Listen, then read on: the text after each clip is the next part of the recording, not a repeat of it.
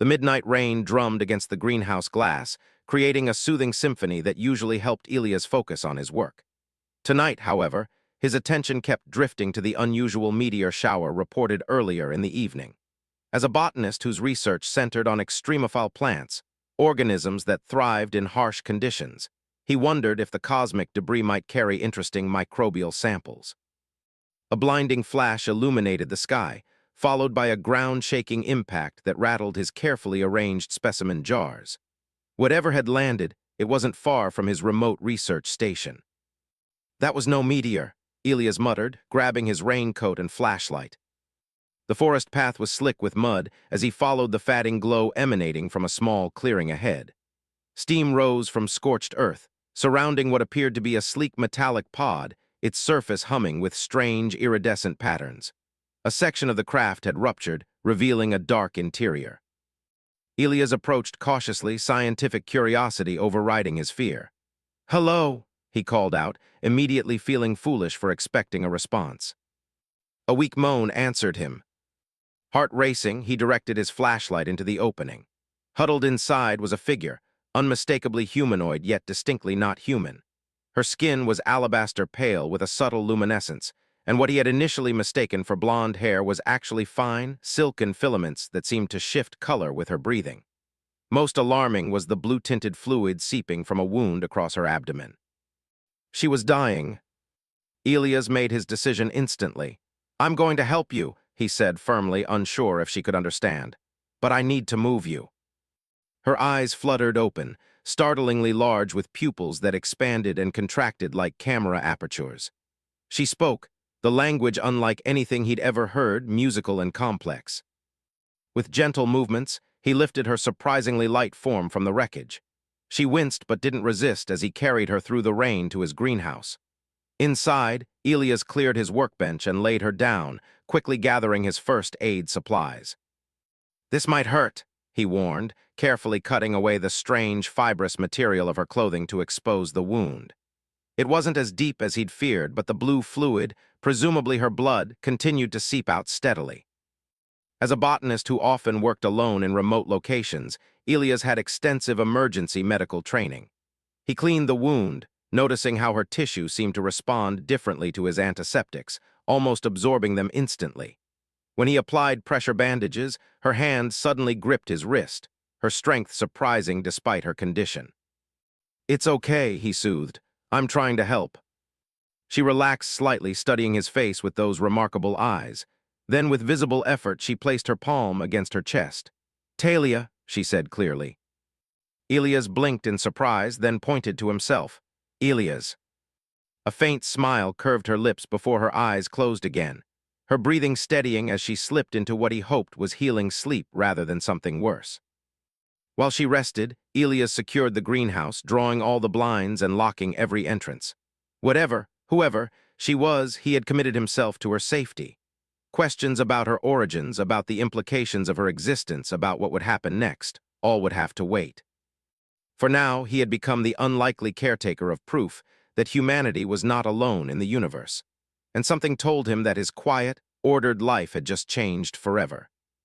Talia recovered swiftly over the next few days, her alien physiology demonstrating remarkable regenerative abilities. Elias watched in fascination as the wound that should have taken weeks to heal closed completely in just 72 hours. His greenhouse had become their sanctuary, with its humid warmth seemingly compatible with her biological needs. "Your plants," she said, her grasp of English improving hourly through what she called a neural adaptation process. "They communicate in ways your species hasn't yet understood." Elias looked up from his notes. "What do you mean?" Talia approached a row of his experimental hybrids, her luminescent fingers hovering above the leaves. "They exchange information through chemical signatures, electrical impulses, and subsonic vibrations. On my world, we evolved alongside similar organisms, developing ways to interpret their signals."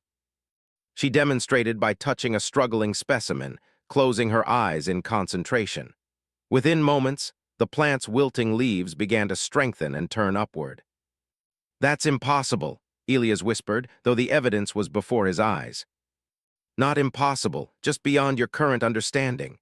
Her smile held no condescension, only genuine delight in sharing knowledge. As you've helped me heal, perhaps I can help your work flourish. They fell into a comfortable routine. By day, Elias continued his official research, incorporating Talia's insights without revealing their source. By night, she taught him about her world, a planet orbiting a dying star where her people had evolved sophisticated biotechnology to survive increasingly harsh conditions. "We've been searching for compatible worlds for generations," she explained one evening as they shared a meal. Talia had discovered a fondness for Earth fruits, particularly strawberries. "My mission was to study biologically diverse regions across several galaxies." "But your ship crashed," Elias said, watching how the bioluminescent patterns beneath her skin shifted with her emotions. Currently a calm, steady pulse. "A navigation error during solar flare activity. The damage wasn't critical until atmospheric entry." She hesitated. "I should have been recovered by now. My people must believe I perished." The thought clearly pained her, and Elias found himself reaching across the table to touch her hand. The contact sent a pleasant, tingling sensation up his arm, something that happened whenever they touched, a biochemical reaction neither fully understood. "We'll find a way to contact them," he promised. Their days together became increasingly intimate, not just physically, though there was a growing awareness between them that transcended their biological differences, but intellectually and emotionally as well. Talia's perspective transformed Elias' research, while his passionate appreciation for Earth's natural beauty helped her see his planet as more than just a scientific subject. When Elias received an unexpected visit from his department head, Professor Winters, Talia hid in the specialized growth chamber where he cultivated Arctic specimens. The cool environment was uncomfortable for her, but safer than discovery. "Your recent findings are revolutionary, Parker," Winters said, examining Elias' latest data. "These adaptation rates in desert specimens, I've never seen anything like it."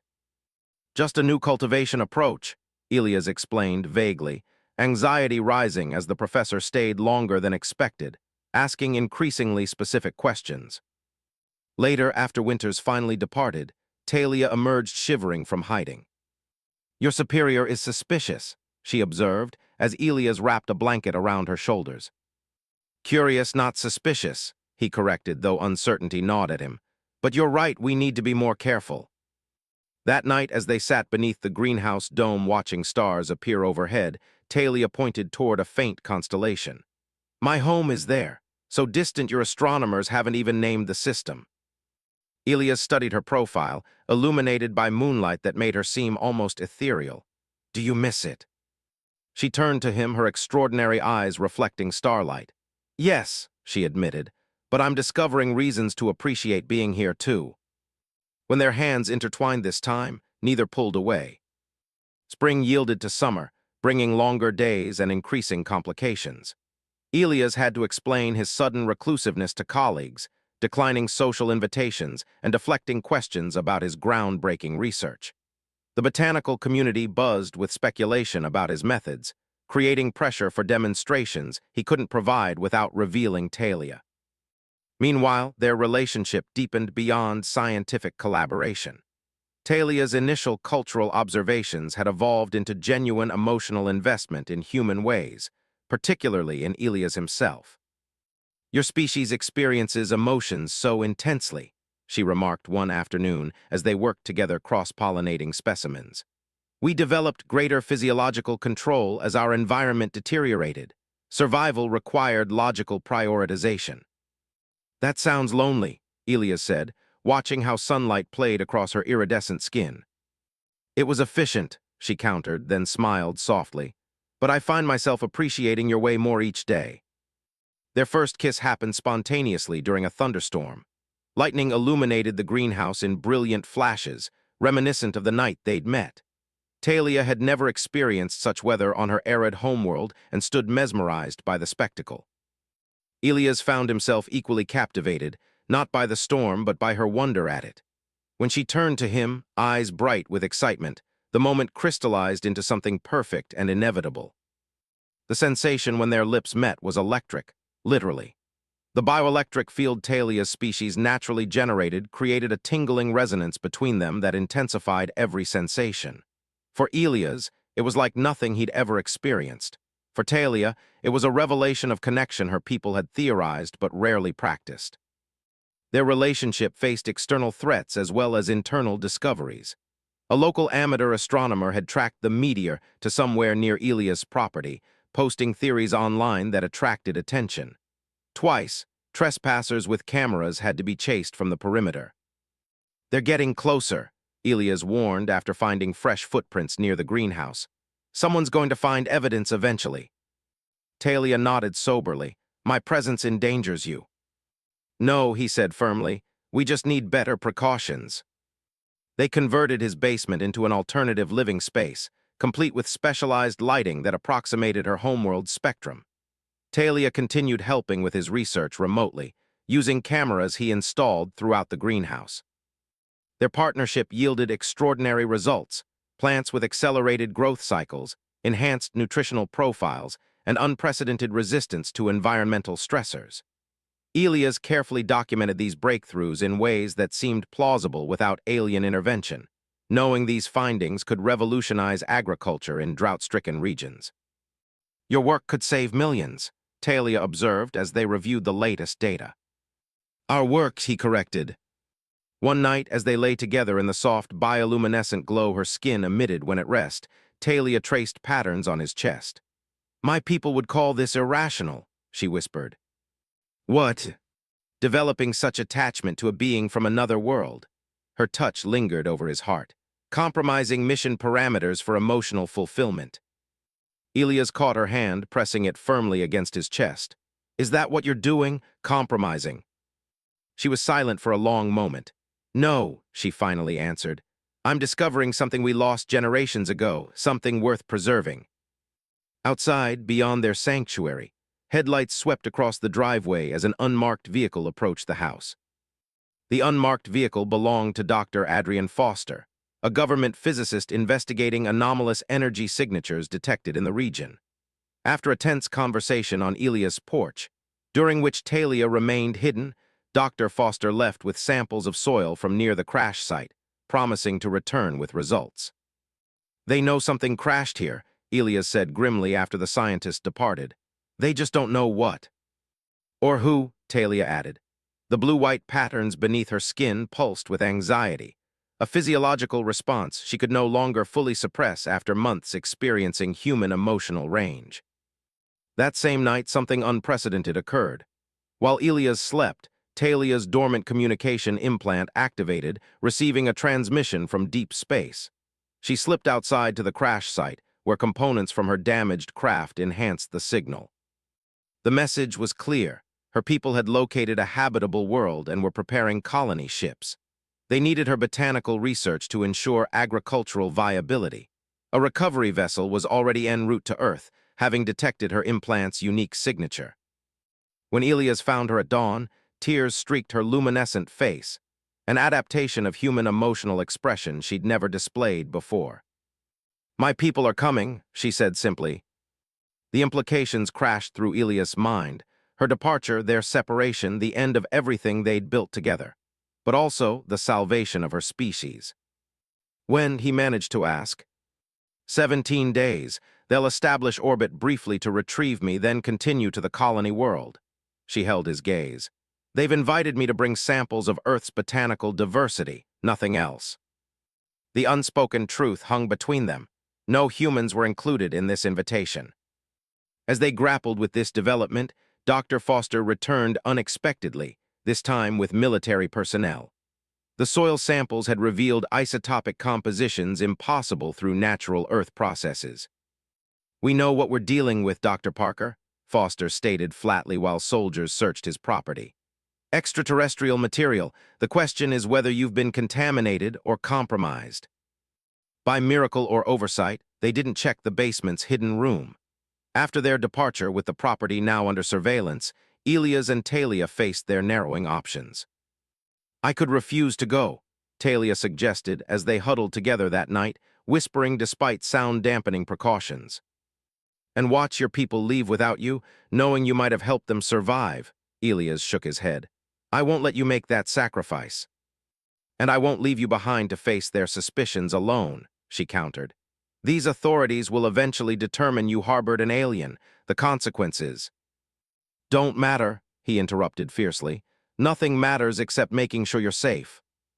In the days that followed, they worked frantically on two fronts, preparing the botanical samples Talia's people needed and developing a plan to evade increasingly vigilant government surveillance. Dr. Foster returned twice more, each time with more detailed questions about Elia's research breakthroughs. The pretense of scientific curiosity had vanished. This was an investigation. The night before the recovery vessel's arrival, Elias made his decision. He gathered his most important research, personal documents, and a small bag of essentials. "What are you doing?" Talia asked, though her expression suggested she already knew. "I'm coming with you," he said simply, "if they'll have me." Her eyes widened. "Elias, you would leave your world, your species." He took her luminescent hands in his. "You are my world now." Beyond the windows, helicopter searchlights swept across the property as Foster's team moved in. The recovery vessel descended silently through storm clouds, a tactical choice to minimize visual detection.